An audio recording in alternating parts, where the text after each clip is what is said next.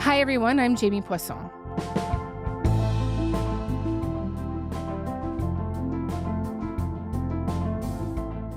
Today on the show, we're going to talk about the major developments coming out of Washington, the most urgent of which is a grave threat made by Trump towards Iran, where he wrote that unless the Strait of Hormuz is opened up, quote, a whole civilization will die tonight, never to be brought back again, unquote. It was a truly shocking statement. It set off a whole day of worried speculation.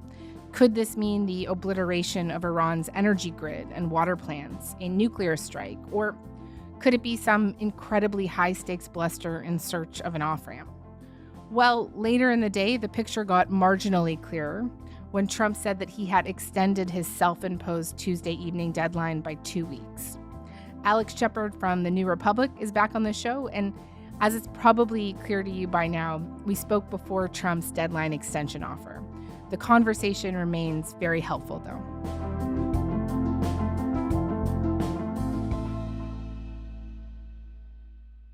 Alex, hey, it's great to have you back. It's always great to be with you, even in these circumstances. We need to timestamp this conversation for sure. We don't know what will happen by Wednesday morning when this airs. You and I are talking at 1 p.m. Eastern on Tuesday. Let's begin with Trump's post this morning. A whole civilization will die tonight, never to be brought back again. That language is perhaps, I think, the first of its kind in the history of the American presidency. And just what's your reaction? Yeah, I mean, it's completely unprecedented. I think that there's a sense, too, that, this is the apotheosis of Trump's reality show presidency, that, it feels like he's sort of teasing a season finale or a big climactic episode, or even that he is channeling, his old appearances on WWE Raw, that kind of thing. Let me put it very simply, Vince. I'm taller than you. I'm better looking than you. I think I'm stronger than you.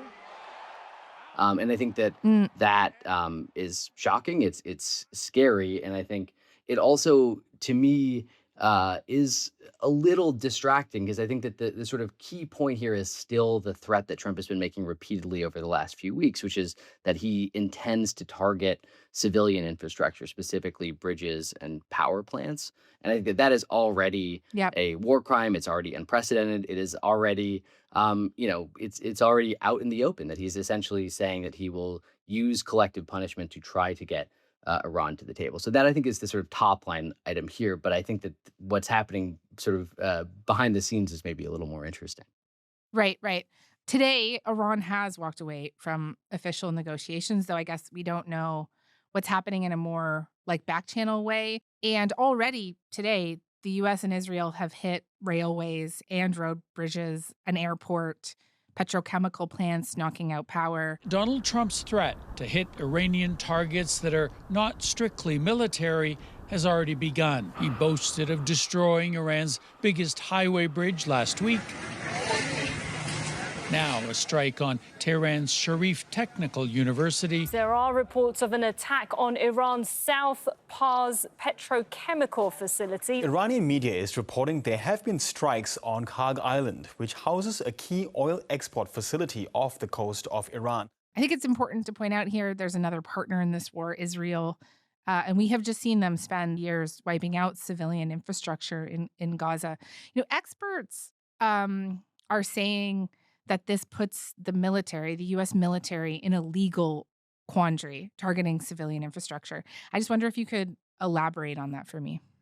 Yeah, I mean, these are illegal orders, and I think, were they to be tried in court, for instance, at The Hague, you would have a serious issue here where essentially the commander-in-chief of the military is ordering American troops to commit war crimes to target civilian infrastructure. I should say, just to note that when you talk to military officials, they essentially insist that there is no such thing as civilian infrastructure in Iran, or at least that there is no purely civilian infrastructure, that everything is dual use, that the military is using it and therefore is up for grabs. However, that is not a rationale that any legal expert with standing or any serious reputation that I've spoken to is saying. What they're saying is that these are clear war crimes. And again, that the president's posts on social media make it clear that this is intended for the purpose of collective punishment, that this is in some ways, if you look at, for instance, as you mentioned earlier, the conflict in Gaza, Israel was always very careful to insist that when they, for instance, attacked a hospital, that they were really, attacking a Hamas cell within that hospital. Hamas terrorists operate inside and under Shifa Hospital and other hospitals in Gaza with network of terror tunnels. Hamas also has an entrance to those terror tunnels from inside the hospital wards. Trump is not adopting that pretense at all. He's basically saying, you have 90 million people and we will hit them and we will punish them. And we will perhaps even kill them unless you do what I want, which is to open the Strait of Hormuz. And just for the U.S. military personnel on their part, like there is historical precedent here. Like U.S. soldiers did refuse to take part in the 1968 My Lai massacre in Vietnam. And the officer who ordered that massacre put up this defense that he was just following orders, but that defense didn't actually work. And I think he was like court-martialed. But also, troops can be court-martialed for insubordination. And when Democratic lawmakers published this video in November telling troops not to obey unlawful orders. No one has to carry out orders that violate the law or our Constitution. We know this is hard and that it's a difficult time to be a public servant. But whether you're serving in the CIA, the Army, or Navy, the Air Force, your vigilance is critical. And know that we have your back. Trump went online and accused them of seditious behavior, punishable by death, right? Yeah, I mean, the administration has essentially adopted the Nixon line: if the president does it, it's not illegal, and tried to extend it as far as it can possibly go. I mean, the My Lai massacre is a good comparison, but it was also done by what were essentially on the ground troops, right? It was ordered by William Calley, who was, I believe, a lieutenant. He was later convicted of murder. But these were low-level troops. I think what we're seeing here is a bombing campaign, right, that is being orchestrated by the highest echelons of the Pentagon. So you could, for instance, see, I think, what would be a remarkable and I think unprecedented act in the U.S. military where troops or sort of high-level commanders refuse to follow through on orders. This would be if, for instance, the president were to order a nuclear strike, which is what he seems to be implying he is considering to do. This is something that seems plausible. However, what we've also been seeing, particularly as this conflict has dragged on for the last 5 weeks, is an effort within the Pentagon to essentially remove most dissenting high-level officers and sort of maintain, a sort of tight core of people who will essentially do whatever the president and Pete Hegseth, the Secretary of War/Defense, tells them to do.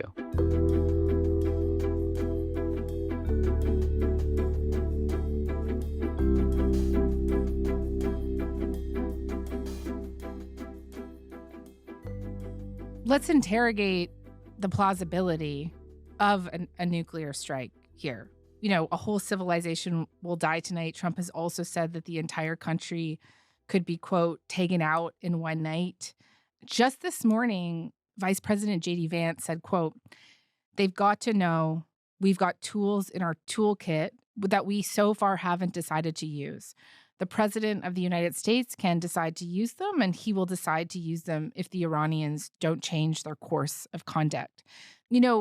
I know you said earlier that you thought the kind of end of civilization threat was a bit of a distraction from these very real threats that Trump has been making against civilian infrastructure. But do you see this as potentially being about nuclear force? It's crazy that I'm going to say this, but yes, I do. I mean, I think that I would not have said that 2 weeks ago. I do still think that the larger kind of behind the scenes game here is not really about using nuclear force. I think that the administration is very serious about its threats to civilian infrastructure, but talking, I think, both to people with some insight into the president's thinking and certainly to, high-level diplomats both in the U.S. and abroad, I think the general sense here is that the president is in a bind, right? He has gotten himself stuck in the exact kind of unwinnable quagmire war that he railed against when he was running for president 10 years ago. We will stop racing to topple and you understand this, foreign regimes that we know nothing about, that we shouldn't be involved with.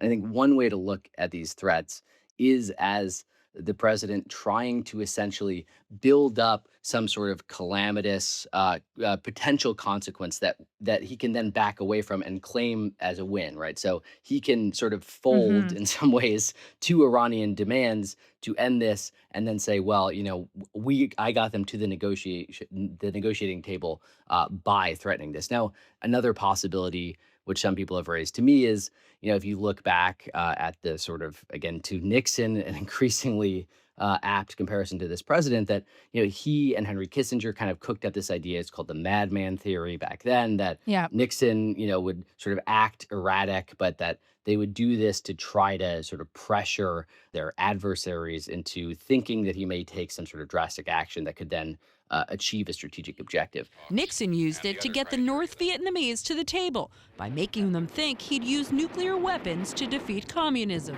The big problem that we have here is that the administration's strategic objectives are not clear. It is now to open the Strait of Hormuz, but Iran and Israel have their own objectives now that have also shifted over the course of this war.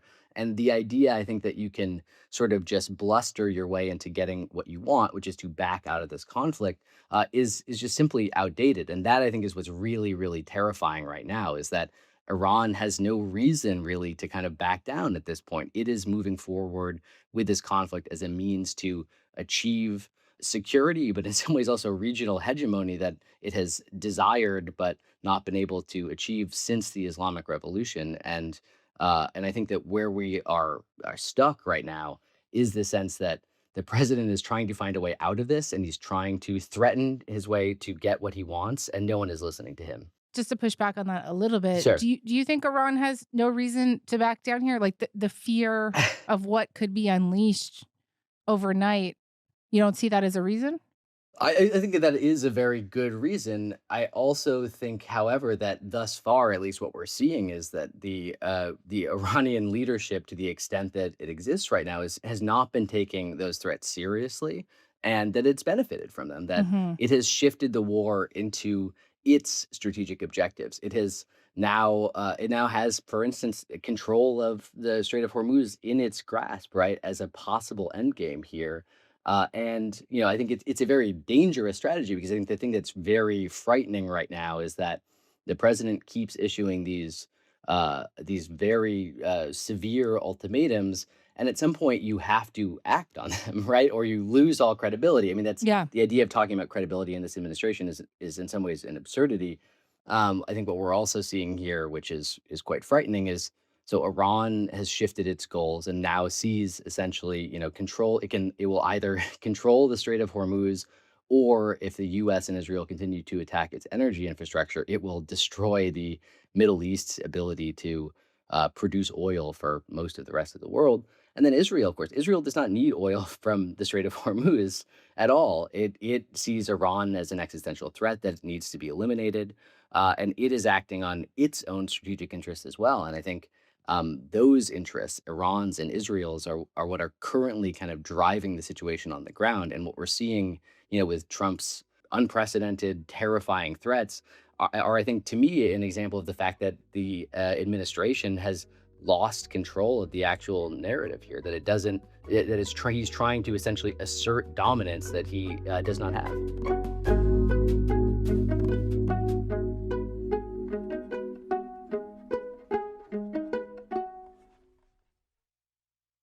So much of the reporting around Trump's first term used to be dominated by this notion that there were so-called adults in the room, people that understood history, had a certain loyalty to rules and order, not to people, right? That could restrain or moderate the president's worst impulses. Whether or not that was ever true is of course still subject to some debate. But 1 year into his second term, it seems pretty clear those figures are gone. I know that the likes of Tucker Carlson are now saying military officials and those in Trump's orbit should simply refuse if this rises to a nuclear threat. Those people who are in direct contact with the president need to say, no, I'll resign. I'll do whatever I can do legally to stop this because this is insane. And if given the order, I'm not carrying it out. Figure out the codes on the football yourself. Because everything hangs in the balance right now. This is not hysteria. This is 100% real. But, question number one here for a lot of people, I think, is going to be about the kinds of checks and balances that exist within the system. Who or what is currently standing between Trump and a nuclear event? Yeah, and this is one of the things that's, I think, really terrifying about this moment is, during Trump's first term, I think partly he was restrained by his own fear of essentially Iraqing himself, for lack of a better term, that he looked at Vietnam and Iraq as strategic blunders that destroyed presidencies and was intent on avoiding them. There was another, I think, interesting thing that was also happening behind the scenes during that first term, though, which was that the administration was still largely staffed by kind of old school Republicans. And it was defined by a conflict between the sort of party's old neoconservative stalwart sort of interventionist figures like John Bolton, who played a role in the sort of second half of the first term, and sort of rising Trumpian figures who were skeptical of American empire and particularly skeptical of military interventionism. J.D. Vance is interestingly one of the people that sort of rose out of that. And that debate has been totally sidelined now. Instead, I think what we're seeing are a group of individuals like Pete Hegseth, who are essentially driven solely by a desire to fulfill the president's whims, and I think also to kind of mark the historical record. To some extent, there are still ideologues behind the scenes like Marco Rubio, who is very, I think, intent on using his position as Secretary of State to exercise regime change in Cuba and also in Venezuela. But in general, what we're seeing is a president that is unconstrained, I think, first of all, by figures who have competing or differing viewpoints. But I think also he does not have people within the administration who can offer strategic objectives in and of themselves. Whatever you want to say about somebody like John Bolton, he has very clear ideas about what military intervention should accomplish. Right. And that is, I think, what's been missing this entire time. The other thing that I think is missing, which I think we'll talk about in a second, is any sense of oversight. And I think that's sort of where Congress is supposed to play a role, right? This is a war, whatever the administration wants to say that is, it's a war. Congress has the power to declare war. Congress has the power to provide money to fund these wars. And I think one of the very alarming things that we're seeing right now is a sort of a real reluctance, I think, to put it mildly, for Congress to exercise its constitutional powers. Well, let's dig into that a little bit more. At present, there are dozens of elected officials that have publicly called for the invocation of the 25th Amendment to remove Trump from office. Essentially, they're saying that he's unfit for office. In recent days, we've seen all kinds of officials critiquing Trump's mental health. Former Republican Congresswoman Marjorie Taylor Greene posted that Trump was insane and said his administration was complicit. Senate Minority Leader Chuck Schumer said Trump was, quote, ranting like an unhinged madman. U.S. Senator Bernie Sanders called Trump's rhetoric, quote, the ravings of a dangerous and mentally unbalanced individual, and called on Congress to intervene to end this war. As I understand it, the invocation of the 25th Amendment relies on cabinet. What would be the prospect of something like that happening? Yeah, so the 25th Amendment was ratified in the 1960s. It emerged, I think, in the aftermath of John F. Kennedy's assassination. Essentially, there was a realization that we needed sort of clear rules of succession. And so this was one of the ways to remedy that. What it allows for is for the presidential cabinet, who are figures like the Secretary of State, the Secretary of War, to essentially remove a president that is unfit for office. That is the quickest and most efficient way to remove a mad king, for lack of a better term. It has not been constitutionally tested. It's never been used. And the other big problem with it is that it relies entirely on individuals who, to some extent, owe their loyalty to the president. So I think that whatever you think of the value of invoking it at this point, I think the idea that that's something that is on the horizon does not seem likely to me. And I think that when you look at particularly members of Congress calling Hmm. for it to be used, what they're also essentially doing is kind of abdicating their own responsibility here. They're saying, okay, yes, this president is under for office. Someone should do something, and the someone in this case is Pete Hegseth, right? It's Marco Rubio. Cabinet. It's not plausible. Now, you could say impeachment, right? The other constitutional remedy here is also not plausible. However, it is a congressional means to achieve this end. Well, just talk to me a bit more about why that's not plausible. I mean, I'll just mention that I think all of those members talking about the 25th Amendment are Democrats, right? Except for Marjorie Taylor Greene, and she's on the outs with the Trump administration. Yeah. So, I mean, for one thing, right, the primary opposition to this war is coming from the political opposition.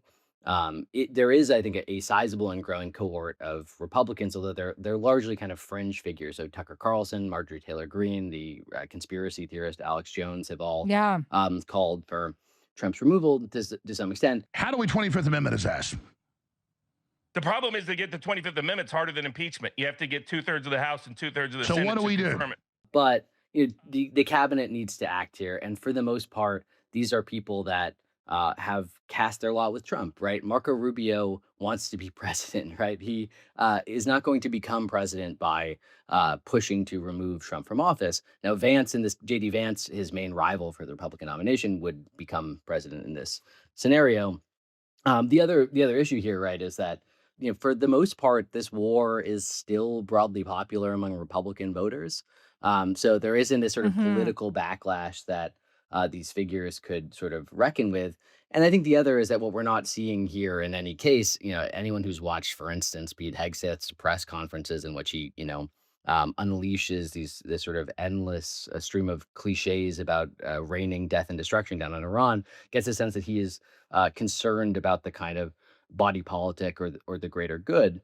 You have an administration here that is driven by its intense and unwavering loyalty to Donald Trump. So that strikes me as not particularly plausible either. Now, this war is already getting out of control, and I think this is historically where you would expect Congress to exercise some form of oversight. And in general, there have been some pushes to sort of vote on the War Powers Act to essentially try to assert some degree of congressional control over what's happening. But those haven't really gone anywhere either. Now, part of that, again, is because Republicans maintain narrow control over Congress itself. But even though Democrats have, I think, grown more vociferous, I think today, particularly after the president's really alarming social media posts, I think have been more full-throated in their condemnation of this war than ever before. But they have also not wanted to step forward for their own internal political reasons. What are those? Well, they want to win the midterms, basically. And so what we're seeing from Chuck Schumer, the Senate leader, and Hakeem Jeffries, the leader in the House, is a real reluctance to kind of step forward. In general, the idea is that they believe that Trump has more than enough rope to hang himself and his party with him come November, and that anything that they can do to sort of step forward, or in some cases to try to rein him in, might hurt them down the line there. That what we're seeing here is, a president that is destroying the economy, that he's destroying the credibility of the United States. These are good things for the party in a purely electoral standpoint. And so, and there too, I think they also have looked back. This is at least what my own reporting suggests, that they've looked at Trump's first term, in which there were several successful impeachments that did not lead to removal, and they thought that those were political failures.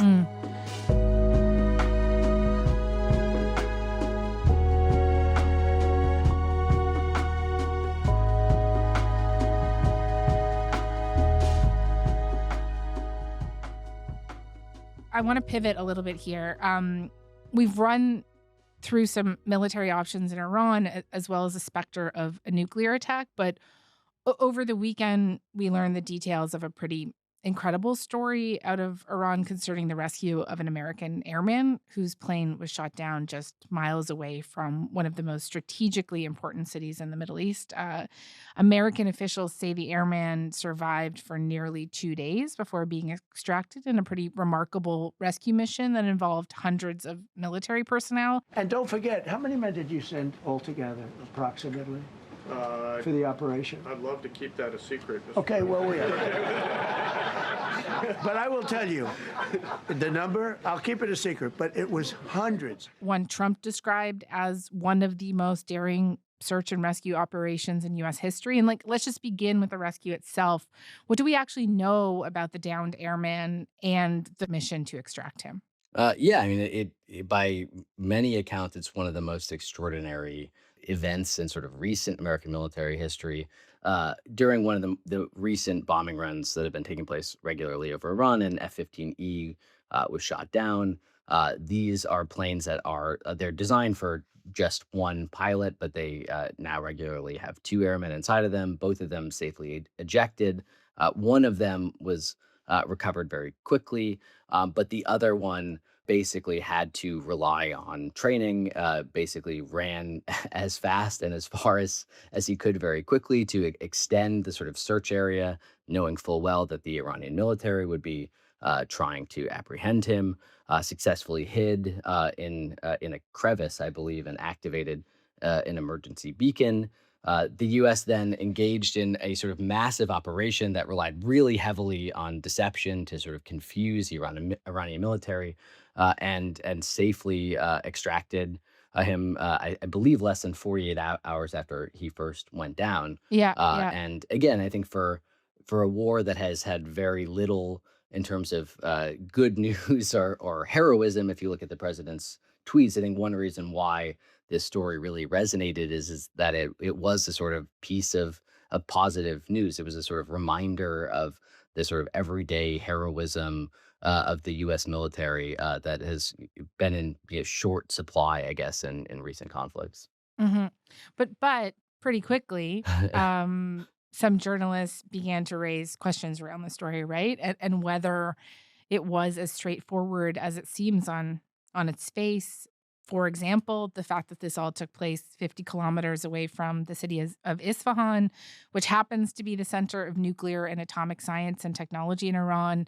It was also reported that Trump was considering a risky land operation into Isfahan to seize enriched uranium. This pilot was also shot out of the sky just days after Trump said Iran had no anti-aircraft equipment and that their radar is 100% annihilated. You would need all of those things to shoot a plane out of the sky. This extraction mission saw the U.S. land at least two enormous planes that they later had to themselves, in order to keep them out of the hands of Iran, blow up. Though Iran disputes this and is taking credit for destroying those planes. A second pilot was shot down nearby as well, though he was rescued without issue. What do you make of people's skepticism? And is this a story that you are approaching with caution? So when this story started to come out, it basically was clear from the beginning that it had been heavily edited and controlled by the Pentagon. It was given to a number of outlets at the same time in the same manner. So we know that this is, it's a feel-good story, but it is one that is coming straight from U.S. military leadership that has given us almost no reason to trust it.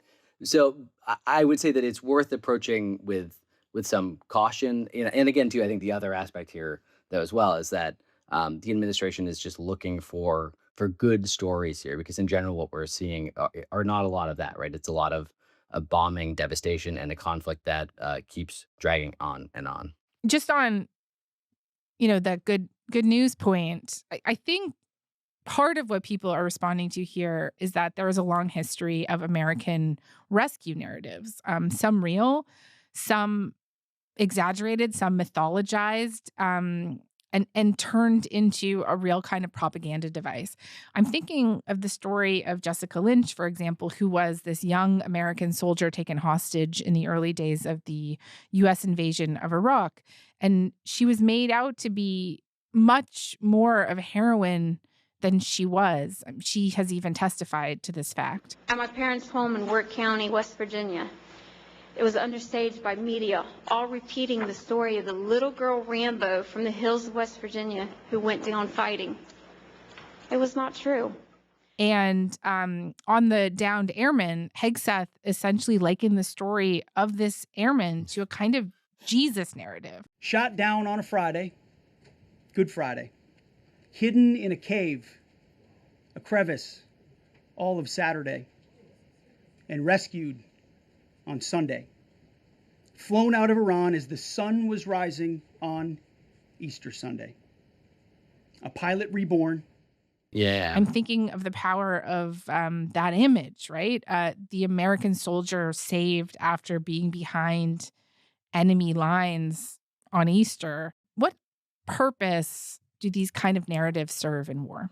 Yeah, there are a couple of things that I think are happening here. One is just that this is not a war with a clear strategic objective, right? This president, this administration even has not sold it at any point to the American people in a clear way. So having a story like this gives them some sort of narrative hook that you can hold on to, or it gives us an excuse to be in Iran, right? We have to be there, right? They're going to kidnap our guys. But I think, even if you approach it with maximum skepticism, or if you take it whole cloth, I think it points to something that, to me, gets at the heart of the problem. And to me, I think the heart of the problem at the center of U.S. military in the wake of 9/11, which is that the U.S. military is still probably, I would say clearly, the most sophisticated and powerful military in the world. They are capable of executing enormously complex missions that are costly, but also that will bring in thousands of people, and they'll cost hundreds of millions of dollars, and they can achieve those goals, right? They can kidnap the president of Venezuela, they can rescue a downed airman in Iran, but what we are not seeing is that military having the ability to accomplish grand objectives, right? It cannot bring democracy to Iraq, right? It cannot reopen the Strait of Hormuz. It can do all of these smaller, sophisticated things. And I think that Donald Trump has looked at that ability. Pete Hegseth has looked at that ability and said, well, we can do whatever we want in Iran, right? They have these cheap drones, right? And we have powerful, $100 million, multi-$100 million aircrafts. But that doesn't mean that we're any closer to, for instance, reopening the Strait of Hormuz. Okay. Let's end there. Alex, thank you. Thank you.